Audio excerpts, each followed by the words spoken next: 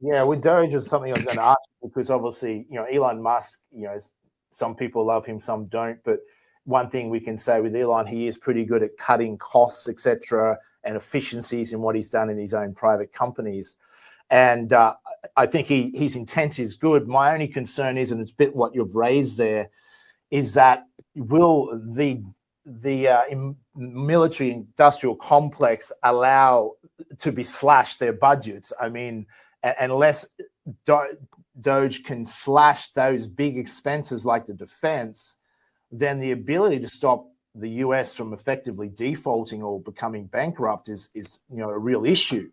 Just on that, I mean, I'm not sure you're aware, but Congressman, the Russian military and Chinese military can build weapons at about 1/20th of the price, mainly because they're not outsourced to greedy private sectors. And they're getting stronger and stronger militaries. Not that I think that they're intending to threaten America, but unless this issue of the massive privatized, Western military or industrial complex is dealt with, America, one, faces fiscal disaster, and two, it's just going to waste a lot of money on, supposed wars that aren't even American wars. Well, can that be changed, and how? It's got to be changed. The culture has to be changed in Washington. And I don't know if that's even possible or not. It's folks, it's just human nature. You go home and you preach to the choir. You tell people what they want to hear. You get reelected, then you come back down and you come back to DC and do a 180 of what you originally said you were going to do. So it's the reality of what's going on. It's the truth of Washington, D.C., and it's politics all over the world. I'm sure it's just like that. It's just this time there's a different flair to it.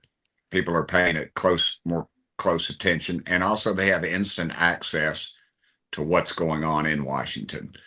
I walk off the House floor every day, and I walk out of committees, and I do these little videos, and they're not produced. People always get on to me. I'm shooting them up my nose because I'm holding the camera, or the phone that I'm talking with you on.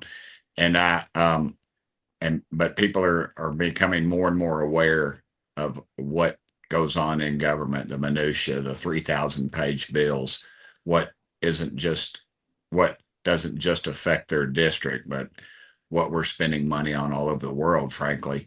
So I hope that technology, the X factor, I guess you might say, I hope that changes the culture of Washington, D.C., because I think that has a great potential to do that. And I think that would be a great thing. More access, more transparency.